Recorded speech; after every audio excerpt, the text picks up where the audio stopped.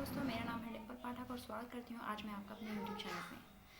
दोस्तों, ये मेरा पहला वीडियो है। अगर आपको मेरी बताई हुई कहानी पसंद आती है तो प्लीज़ मेरे चैनल को लाइक करें, शेयर करें एंड सब्सक्राइब करें।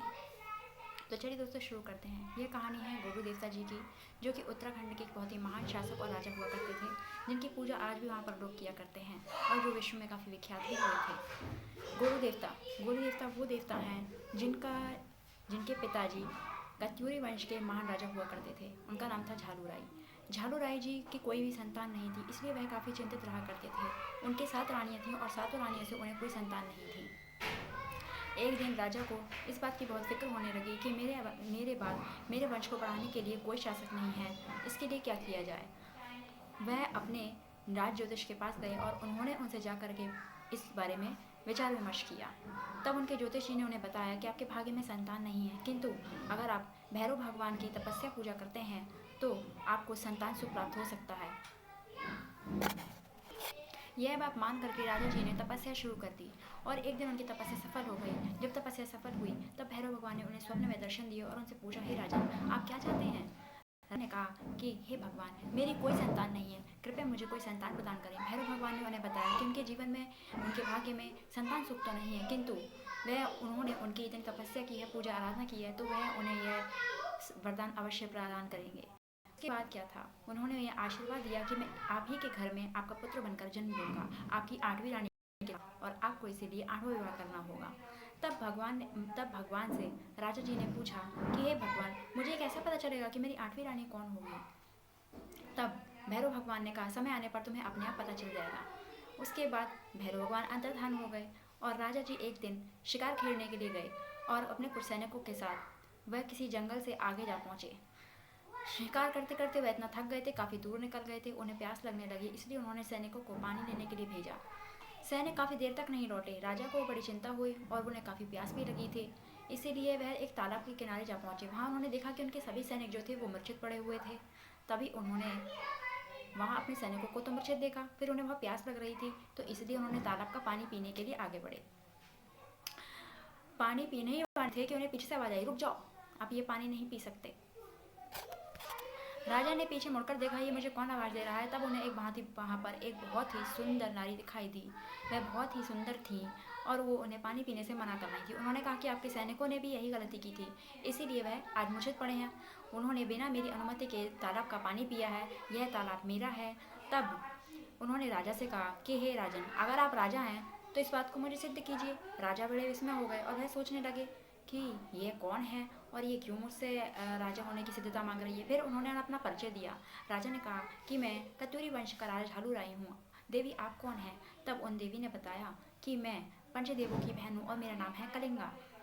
तब राजा जी ने उनसे पूछा, ठीक है देवी, आप मुझे बताइए, मैं अपना राजा होने का आपको कैसे सिद्ध करूं, कैसे बताऊं कि मैं एक राजा हूं। तब देवी ने उनसे कहा कि देखिए, वो जो तालाब के पास में 2 भैंसे लड़ रहे हैं, उन्हें छुड़वा दीजिए, तब मैं ये मान जाऊंगी कि आप एक राजा हैं।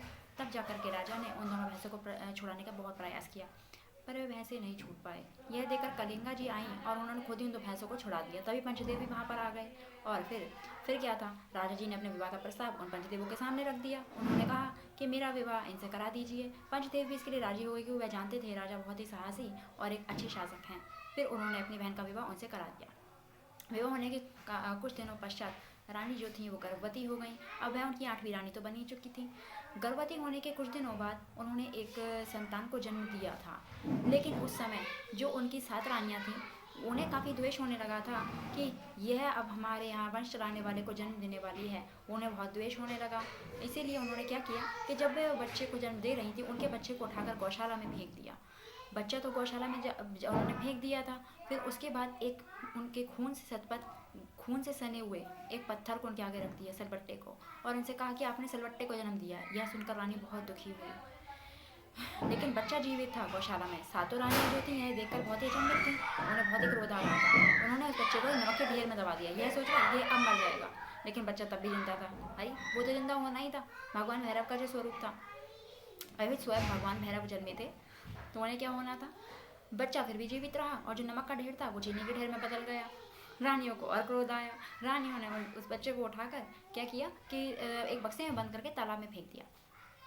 अब ये तालाब में जो बक्सा था वो तैरते तैरते एक मछुआरे के जाल में जा फंसा। मछुआरे ने जब उसे खोल कर देखा तो वो भी अचंभित रह गया कि अरे यह तो एक बच्चा है। लेकिन वो उस बच्चे को जो अपने घर पर लेकर गया, अपनी पत्नी को दिखाया, वह दोनों काफ़ी खुश थे कि उनकी भी कोई संतान नहीं थी, इसलिए उन दोनों ने उसे पाल पोस कर बड़ा करने लगे। मतलब अब वही उसे लालन पालन करने लगे, अब वही उसके माता पिता थे। बच्चा कुछ दिनों बाद जब होश में आने लगा तब उसे वो बोध हो गया कि वह भगवान भैरव का स्वरूप है। उसके बाद में क्या था, उसकी कुछ शक्तियाँ भी मतलब जो भगवान थे, अब जब उन्हें अपनी शक्तियाँ उनकी जागृत होने लगी थी और उन्हें ये बोध हो गया था कि वह कौन है और फिर उनके पिता कौन है, उन्हें इस बात का भी ज्ञान हो गया था। भाई भगवान थे, ज्ञान तो होना ही था। फिर क्या था, कुछ दिनों बाद उन्हें ये पता चला कि मेरे पिता राजा हैं और वो इस राज्य के हैं। अपने पिता के पास जाने के लिए वो क्या करता था, उसने अपने जो मछुआरे उसके जो माता पिता थे, अपने मछुआरे पिताजी के पास गया और उनसे कहा कि पिताजी मुझे एक घोड़ा चाहिए। मछुआरे के पास इतनी संपत्ति नहीं थी, वह काफ़ी गरीब था, तो उन्होंने क्या किया कि उन्हें एक काठ का घोड़ा ला कर दे दिया। अब वो तो ठहरे भगवान भैरव, उन्होंने क्या किया, उस काठ के घोड़े को ही एक असली घोड़े में परिणत कर दिया और फिर उस घोड़े को एक दिन तालाब पर पानी पिलाने के लिए ले गए। वहीं पर वह 7 रानियाँ, जो रानी राजा की 7 रानियाँ हुआ करती थी, वह भी वहाँ पर ही थी, वहीं पर सब बैठी हुई थी।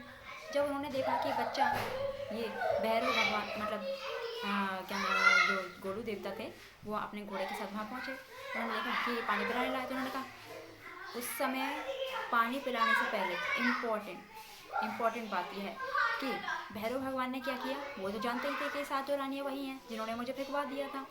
फिर क्या किया, उन्होंने अपने उस घोड़े को जिसे असलियत में उन्होंने घोड़े में तब्दील किया था, उसे दोबारा काट का बना दिया और तालाब पर ले गए थे। रानियाँ देख रही थी कि भाई ये काट के घोड़े को कैसे पानी पिला सकता है, तो उन्होंने कहा भला काट का घोड़ा भी क्या पानी पीता है।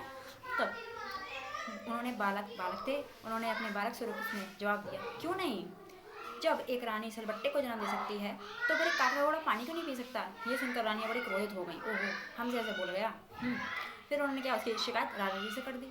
राजा जी ने उसे सभा में बुलाया और उससे प्रश्न किया, क्यों भाई तुमने रानियों से इस तरह से बात क्यों करी, तुमने उन्हें ऐसा जवाब क्यों दिया, बताओ ये बात तो सच है कि काठ का घोड़ा पानी तो नहीं पीता, तुमने ऐसा क्यों किया, मतलब ऐसा क्यों कहा कि काठ का घोड़ा पानी पी सकता है। तो बच्चे ने उन्हें भी सेम यही आंसर किया कि क्यों भाई, जब सलबट्टा जन्म दे सकती है रानी जी, जब कोई रानी एक सलबट्टे को यानी पत्थर को जन्म दे सकती है, तो मेरा घोड़ा पानी क्यों नहीं पी सकता। राजा जी बड़े विस्मय हो गए, बड़े सोचने लगे, विचार करने लगे। तब जा कर के उन्होंने जब उससे बात की, बालक ने उन्हें अपने बारे में सब कुछ बता दिया। उन्होंने बताया कि मैं आपका वही आपका पुत्र हूँ जो आपकी 8वीं रानी से हुआ था, आपकी इन बाकी 7 रानियों ने मुझे उठाकर गौशाला में फेंक दिया था। उन्होंने अपनी सारी कहानी उनको बता दी, जो भी उनके जन्म का रहस्य था वो सब कुछ उन्होंने बता दिया। राजा जी को बड़ा क्रोध आया और यह सुनकर के उन्होंने 7 रानियों को कारावास में डलवा दिया। अब रानियाँ बड़ी डरने लगी, डर से कांपने लगी। फिर उन्होंने मतलब अब जो उनकी 8वीं रानी थी उनसे बहुत क्षमा याचना करी कि हमें प्लीज़ क्षमा कर दीजिए, और गोलू देवता जी से भी कहा कि प्लीज़ हमें माफ़ कर दीजिए, मुझे गलती हो गई। फिर उन्होंने मतलब काफ़ी उनसे क्षमा याचना करी। अब वो तो वही भैरव भगवान थे, भगवान के अंदर दया भावना तो होती ही है भाई, भगवान तो दया मतलब दया से हर चीज़ से सबसे परे ही होते हैं, भगवान थे भाई। तो उन्होंने भी कहा कि क्षमा कर दीजिए। रानी भी बहुत दयावान थी तो उन्होंने क्षमा कर दिया। तो दोस्तों ये थी गोलू देवता जी की कहानी, जो आज भी बहुत माने जाते हैं, जिनकी पूजा उत्तराखंड में की जाती है, उनका वहाँ पर एक मंदिर भी है। तो दोस्तों अगर आपको मेरी बताई हुई कहानी में कोई गलती नजर आती है तो आप प्लीज़ मुझे बताइए, मैं दोबारा अगर आपको कोई स्टोरी बताती हूँ तो उसमें इम्प्रूव करने की कोशिश करूँगी। और मैं आपको ये बताना चाहती हूँ कि अगर आप मुझसे कोई स्टोरी सुनना चाहते हैं तो वो भी आप मुझे कमेंट करके बता सकते हैं। अगर आपके मन में कोई अध्यात्म से लेकर कोई प्रश्न आता है जिसका उत्तर आपको नहीं मिल रहा है, और अगर आप उसका उत्तर जानना चाहते हैं तो उसके लिए भी आप मुझे कमेंट कर सकते हैं। मैं पूरी कोशिश करूँगी आपको आपके सवालों का जवाब देने की। चलिए दोस्तों, नमस्ते। और हाँ, एक और बात, प्लीज़ मेरे चैनल को लाइक करें, शेयर करें एंड सब्सक्राइब करें। ओके, धन्यवाद दोस्तों।